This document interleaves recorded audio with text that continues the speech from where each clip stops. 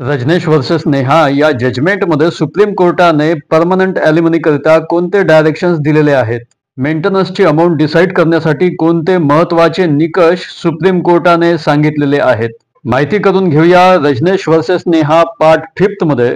कोणतीही पार्टी असो, मग ती स्त्री असो की पुरुष असो, जो मुद्दा या जजमेंट मधला तुमच्या बाजूने असेल तो मुद्दा तुम्ही तुमच्या केसमध्ये पॉइंट आउट करू शकता व त्या मुद्द्याचा आपल्या बाजूने उपयोग करून घेऊ शकता.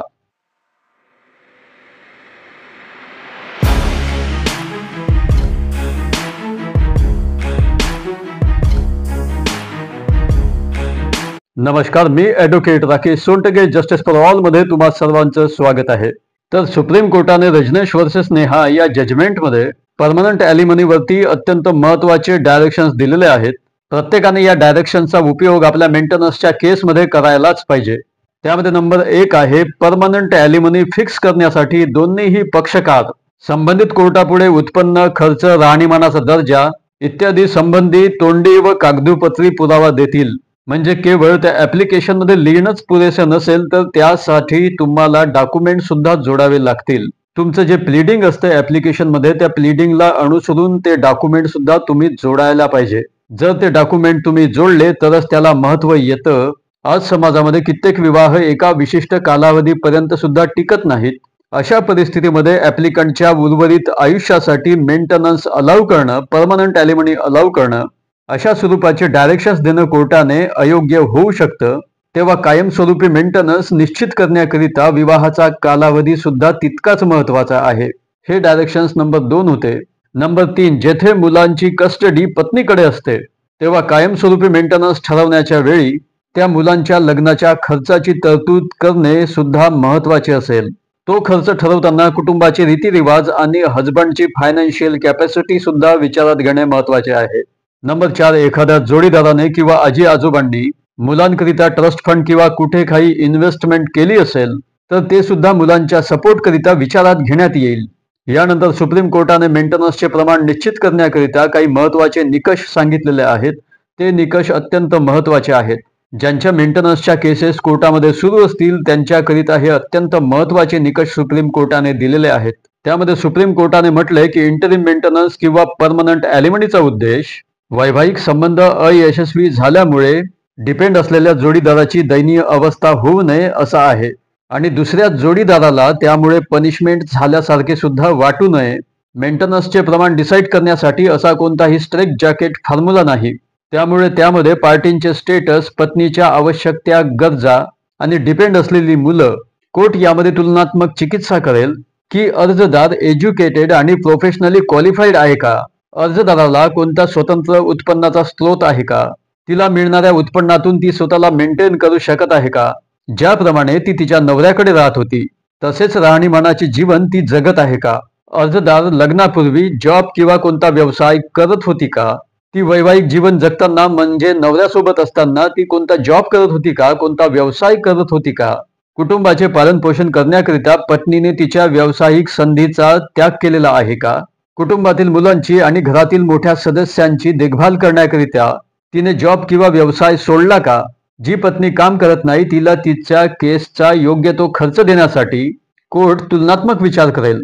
या इंटरिम मेंटेनन्समुळे त्या व्यक्तीला एक पुरेसा आधार मिळतो. पार्टीचे स्टेटस आणि जोडीदाराची पेईंग कॅपॅसिटी सुद्धा कोर्टाने विचारात घेणे आवश्यक आहे. वास्तविक परिस्थितीवर मेंटेनन्स अवलंबून असते. कोर्टापुढे मेंटेनन्स करिता येणारा दावा हा विविध घटकांच्या आधारे तयार केला गेला पाहिजे. रीमा साल्कन व्हर्सेस सुमेर साल्कन या जजमेंटमध्ये सुप्रीम कोर्टाने सांगितले होते की नवऱ्याची फायनान्शियल कॅपॅसिटी, त्याचे ॲक्च्युअल इन्कम, त्याला स्वतःला लागणारा मेंटेनन्सचा खर्च आणि त्याच्यावर अवलंबून असणारे कुटुंबातील इतर सदस्य ज्यांना कायद्याद्वारे मेंटेन करण्याकरिता तो बांधलेला आहे व त्याच्यावर असलेली जबाबदारी हे मेंटेनन्स ठरवण्याकरिता अत्यंत महत्त्वाचे निकष आहेत. कोर्टाने पतीच्या राहणीमानाचा तसेच वाढत्या महागाईचा दर लक्षात घेऊन आणि राहणीमानाचा उच्च दर्जाचा खर्च या गोष्टींचा विचार करणे आवश्यक आहे. स्वतःकडे कोणत्याही उत्पन्नाचा स्रोत नसल्याचे पतीचे म्हणणे असेल आणि जर त्याची पत्नी सक्षम असेल आणि तशी शैक्षणिक पात्रता असेल तरी सुद्धा पत्नीला मेंटेन करण्यापासून तो सुटू शकत नाही. त्यानंतर चतुर्भुज वर्सेस सीताबाई या जजमेंटमध्ये सुप्रीम कोर्टाचे म्हणणे होते की सर्व महत्त्वाच्या घटकांमध्ये काळजीपूर्वक आणि योग्य तो समतोल राखला गेला पाहिजे. वैवाहिक विवादांमध्ये मेंटेनन्स निश्चित करण्यासाठी हे मेंटेनन्सचे मूल्यमापन पतीच्या आर्थिक स्थितीवर आणि अर्जदाराला तिच्या पतीच्या घरामध्ये राहताना ज्या राहणीमानाची सवय होती त्यावर ते मूल्यमापन अवलंबून असते. त्यानंतर सुप्रीम कोर्टाने म्हटले की दिलेली रक्कम ही वाजवी आणि वास्तववादी असली पाहिजे. त्यामध्ये दोन बाबींचा अंतर्भाव असू नये. एक म्हणजे पत्नीला दिलेले मेंटेनन्स हे इतके नसावे म्हणजे ते उधळपट्टीस कारण नसावे, कारण ते जाचक बनते आणि प्रतिपक्षाला ते असह्य होऊ शकते. किंवा मग मेंटेनन्स इतके तुटपुंजेही नसावे की ते पत्नीला त्रासदायक ठरेल. मेंटेनन्सचे प्रमाण पुरेसे ठरवणे आवश्यक आहे जेणेकरून पत्नी स्वतःला आरामात सांभाळू शकेल. आतापर्यंत आपण 2 फॅक्टर्स बघितले. आता तिसरा factor, Hindu adoption and maintenance ऍक्टचे सेक्शन 23 हे मेंटेनन्सचे प्रमाण निश्चित करण्याच्या निकषांच्या संदर्भामध्ये एक वैधानिक मार्गदर्शन प्रदान करते. त्यामधील सबसेक्शन 2 प्रमाणे काही घटक विचारात घेतले जाऊ शकतात. नंबर 1, दोन्ही पक्षांची परिस्थिती आणि त्यांचा दर्जा. 2, दावेदाराच्या वाजवी इच्छा. 3, दावेदार जर स्वतंत्र राहत असेल तर त्याचे राहण्याचे, तसे राहण्याचे, स्वतंत्र राहण्याचे, वेगळे राहण्याचे योग्य ते कारण. 4, दावेदाराच्या मालमत्तेचे मूल्य आणि त्या मालमत्तेतून मिळवलेले उत्पन्न. 5, दावेदाराच्या स्वतःच्या कमाईचे उत्पन्न किंवा इतर माध्यमातून मिळत असलेले उत्पन्न. हे घटक विचारात घेणे अत्यंत आवश्यक आहे मेंटेनन्स डिसाईड करताना. चौथा फॅक्टर, डोमेस्टिक व्हायलन्स ऍक्टचे सेक्शन 20 सबसेक्शन 2 प्रमाणे पीडित महिलेला किंवा मुलांना दिलेली आर्थिक मदत ही पुरेशी, योग्य त्या वैवाहिक घरातील जीवनमानाशी सुसंगत असणे आवश्यक आहे. पाचवा फॅक्टर, यामध्ये दिल्ली हायकोर्टाने भारत हेगडे व्हर्सेस सरोज हेगडे या जजमेंटमध्ये मेंटेनन्स करिता काही फॅक्टर्स डिसाईड केले होते. त्यामध्ये दोन्ही पार्टींचा दर्जा, दावेदाराच्या योग्य त्या गरजा, दावेदाराचे स्वतंत्र असणारे उत्पन्न आणि त्याची प्रॉपर्टी किंवा तिची प्रॉपर्टी, गैर अर्जदार मेंटेन करीत असलेल्या इतर सदस्यांची संख्या, अर्जदाराने वैवाहिक घरामध्ये ज्या गोष्टींचा आनंद तिने घेतलेला होता तशाच प्रकारची जीवनशैली जगण्यास त्या रकमेची मदत झाली पाहिजे.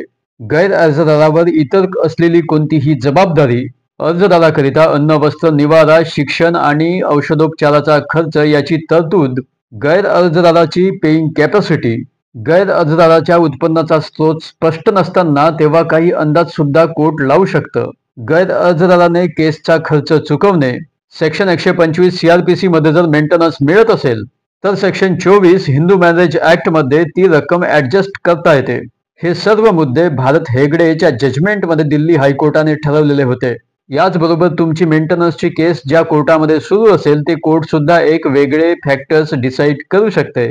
तुम्हाला जर याबद्दल काही विचारायचं असेल तर तुम्ही कॉमेंट बॉक्समध्ये विचारू शकता. तेव्हा जस्टिस फॉर ऑल मध्ये आज इथेच थांबूया. Thank you so much. Take care of yourself.